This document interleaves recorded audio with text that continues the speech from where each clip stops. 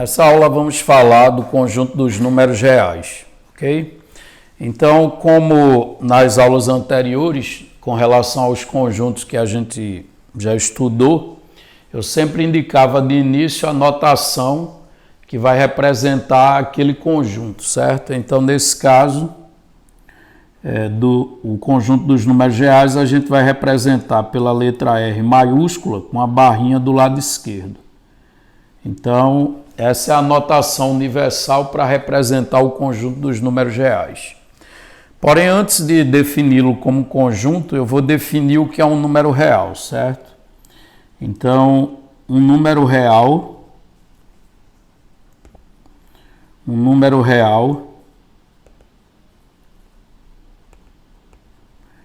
é uma expansão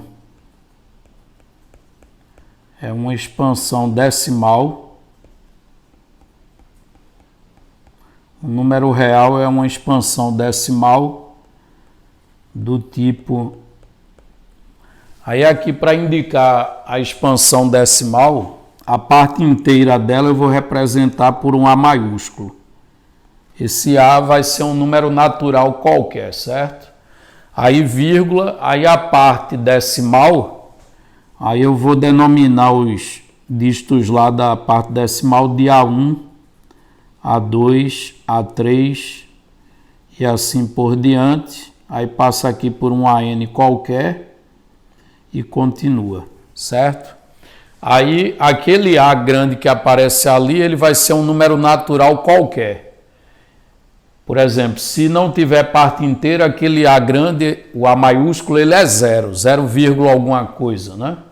Agora, se tiver parte inteira, ele pode ser 1, 2, 3, qualquer número natural. Enquanto que na parte decimal, cada Azinho desse, certo? A1, A2, A3, AN e assim por diante, é um dígito de 0 a 9, é um algarismo de 0 a 9. Então, vamos mencionar isso aqui. Então, é uma expansão decimal do tipo em que o A maiúsculo ele é um número natural, portanto, pertence ao conjunto dos números naturais. E a parte decimal, que é o A1, A2, A3 e assim por diante, são dígitos, vão ser dígitos de 0 a 9. Ok? Então, por exemplo, se esses dígitos forem todos nulos, né? Se esses dígitos à direita da vírgula são todos nulos, aí o número real ele passa a ser um número inteiro, só vai ter a parte inteira, certo? Porque aquele A maiúsculo é um número natural. E esses dígitos aqui sendo todos nulos, aí o que é que vai acontecer? Eles não têm valor significativo, certo? Agora vamos supor que, por exemplo, o A1 e o A2 fosse 1 e 2, respectivamente. E o A grande lá fosse 0. Aí eu teria o número 0,12. Eu poderia ter repetições aqui indefinidamente, como no caso das dízimas periódicas, ou ele ser um décimo ao infinito todo caótico, certo? Ou seja, não periódico. Então a gente percebe que os números reais, né, ele é composto por números inteiros, tá certo? Números racionais e números irracionais. Aí, na verdade, quando você toma a união dos racionais com os irracionais, você tem um conjunto dos números reais, ok? Aí, como eu falei, a notação que a gente vai utilizar é essa aqui, tá? Então, essa notação, um R maiúsculo com a barrinha do lado esquerdo, ela vai indicar o conjunto dos números reais. Então, o conjunto dos números reais. Então, como eu estava comentando, dependendo dos valores desses algarismos e o valor do A maiúsculo, a gente encontra números naturais, inteiros, racionais ou irracionais. Então isso quer dizer que se eu quiser definir o conjunto dos números reais como uma união dos conjuntos que a gente já estudou, seria a união entre o conjunto dos números naturais com o conjunto dos números inteiros, com o conjunto dos números racionais, união com o conjunto dos números irracionais, ok? Então, se eu faço essa união, dá o conjunto dos números reais. Por outro lado, a gente sabe o quê? A gente sabe que o conjunto dos números naturais está contido no conjunto dos números inteiros, que por sua vez está contido no conjunto dos números racionais. E aí a gente não pode dizer mais que vai estar contido nos irracionais, porque o conjunto dos racionais e dos irracionais são conjuntos disjuntos. Aí aqui a gente já estende a inclusão para o conjunto dos números reais diretamente.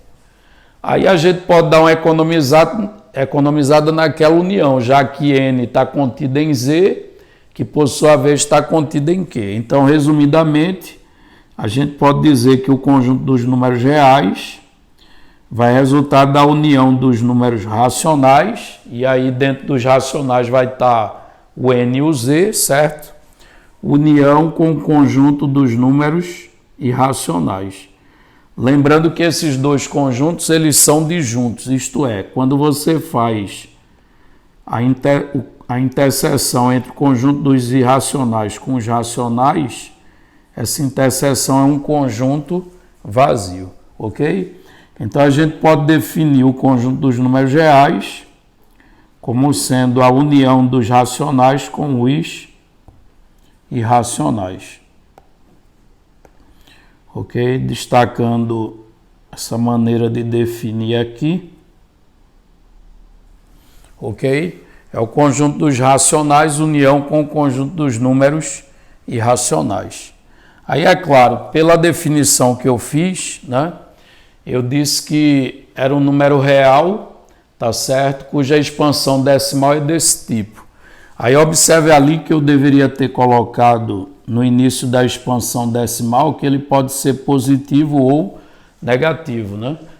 A não ser que eu dissesse que o A maiúsculo fosse um número inteiro, aí ele poderia ser positivo ou negativo, né? Como eu disse que é natural, então é prudente eu colocar mais ou menos aqui na frente, porque existem números reais, tanto positivo quanto negativo, certo?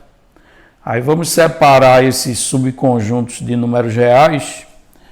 Por exemplo, se eu olhar para a notação, isso aqui vai representar o conjunto dos números reais. Então aqui é conjunto dos números reais. Aí, subconjuntos importantes dele. Eu poderia citar R+, aí no caso aqui, como tem um zero, eu não posso dizer que é real positivo. Aí eu chamo de conjunto dos números reais não negativos. Ou seja, vai ter os positivos e o zero.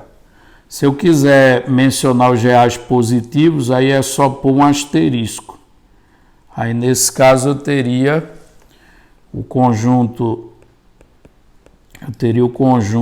dos números, reais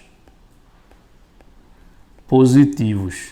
Já que não tem o zero, eu posso dizer que se trata dos positivos. Agora, se eu menciono R asterisco, aqui é o conjunto dos números reais sem o zero, né? Então, o conjunto dos números reais não nulos. Se eu escrevo R-, aí vejo, R- tem o zero e os reais negativos. Então, eu menciono como sendo o conjunto dos números reais. Nesse caso aqui eu digo que são não positivos. E se eu quero mencionar apenas os negativos, eu escrevo R menos asterisco e digo que é o conjunto dos números reais. Agora, como está sem um zero, só tem os negativos lá dentro. Então, é o conjunto dos números reais negativos. Ok? Agora, do ponto de vista geométrico, qual é a representação geométrica do conjunto dos números reais?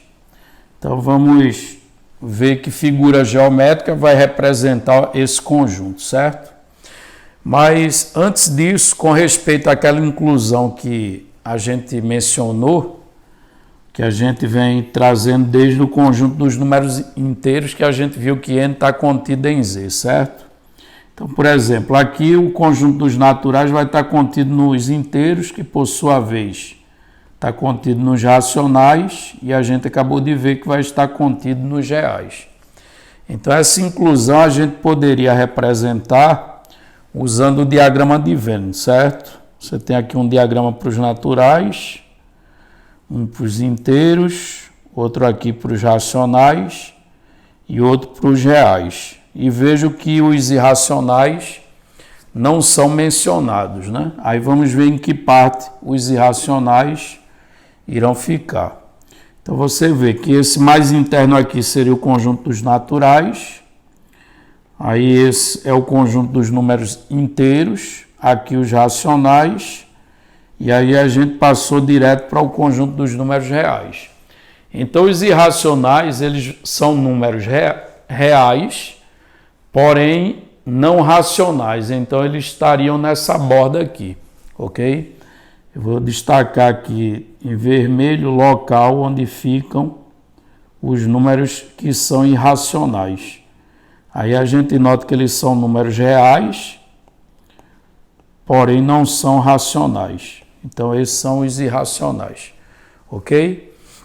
Aí, para fazer a representação geométrica, que figura a gente vai ter para representar geometricamente os números reais? Então, vamos denominar isso de representação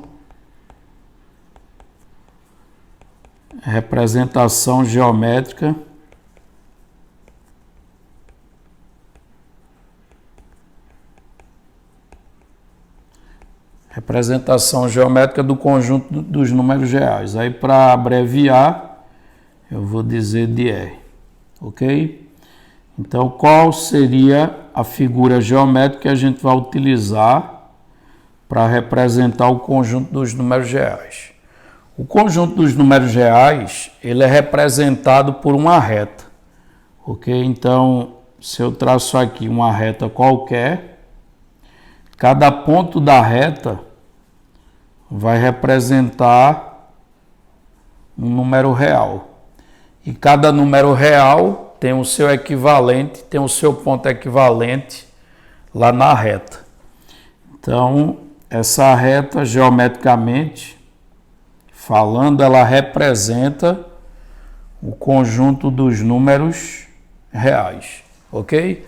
Então, por exemplo, se você localiza, você determina que um certo ponto ele vai ser a representação do zero, então você tem aqui a origem, ok? Aí para a direita a gente estabelece que ficam os números reais positivos e para a esquerda os números reais negativos. Então se você anda uma unidade para a direita, você encontra os inteiros positivos ou os naturais não nulos, ok? Agora, se você, para a esquerda do zero, anda uma unidade sempre, aí você vai encontrar os inteiros negativos, os chamados inteiros negativos. Aí eu teria o -1, o menos 2, o menos 3, o menos 4 e assim por diante, ok? Entre eles, você vai ter os racionais, você vai ter os números decimais, que aí podem ser racionais ou irracionais. Na verdade, prova-se que existem mais números irracionais do que racionais, mas eles preenchem a reta inteira, certo? Você não vai ter buraco nenhum na reta, tá? Então, a gente costuma dizer que existem tantos números reais quantos pontos numa reta, ok? Na reta eu tenho infinitos pontos, a gente acaba tendo uma infinidade de números reais, e entre a reta e esse conjunto há uma correspondência biunívoca, certo? Isto é, os dois têm a mesma quantidade de elementos, certo? Então, geometricamente falando, tá? A gente tem o conjunto dos números reais representado por uma reta. Aí, a título de curiosidade, por exemplo, como é que a gente localiza o local exato da raiz quadrada de 2 lá na reta? Porque, veja, como a raiz quadrada de 2 é um número irracional, a gente sabe que vai estar entre 1 e 2, né? Mais próximo do 1 do que do 2, porque ele vale menos que 1,5. Mas se a gente quiser saber o local exato, onde fica a raiz quadrada de 2. Aí a ideia é a seguinte: o segmento de reta que tem extremidade, uma das extremidades é no 0 e a outra é no 1, tá certo? Ele mede exatamente uma unidade. Com régua e compasso é possível construir um segmento de reta que vale uma unidade também, porém perpendicular a essa reta, certo? Então, olhando esses dois segmentos de reta aqui, eu posso construí-los de maneira que eles tenham a mesma medida e de modo que eles sejam perpendiculares, certo? Exatamente ali no 1, ok? Aí note que se eu olhar se eu unir o 0 com essa extremidade aqui, então, por exemplo, se eu ligar do 0 até essa extremidade, eu acabo de construir um triângulo retângulo. E aí note que eu disse que esse segmento mede uma unidade e esse que a gente levantou na vertical, eu construí de tal maneira que ele tem medida 1 também. Então eu tenho um triângulo retângulo de catetos 1 e 1. Aí pelo teorema de Pitágoras a gente sabe que a hipotenusa dele vai medir exatamente a raiz quadrada de 2. Aí agora, se eu quiser saber o local exato da raiz quadrada de 2, é só pegar um compasso, né? A ponta seca do compasso a gente coloca aqui no 0 e a ponta que tem o grafite você coloca na outra extremidade. E aí você abriu o compasso de um tamanho raiz quadrada de 2. Aí é só girar, tá certo? É só girar em direção à reta, deixando ele fixo no 0. Quando você gira em direção à reta, aí você cai num ponto onde vai estar localizada a raiz quadrada de 2. Então, a raiz quadrada de 2 fica exatamente nesse ponto, ok? A gente pode usar esse argumento geométrico para construir, achar o local de outras raízes quadradas, raízes quartas, certo? Vai ser possível também fazer, ok? Mas isso é só a título de curiosidade.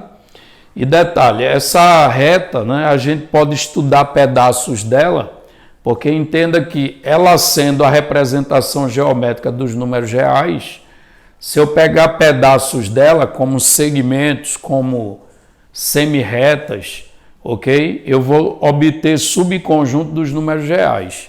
E esse subconjunto de números reais, a gente denomina de intervalos. É algo que a gente vai estudar na próxima aula, ok?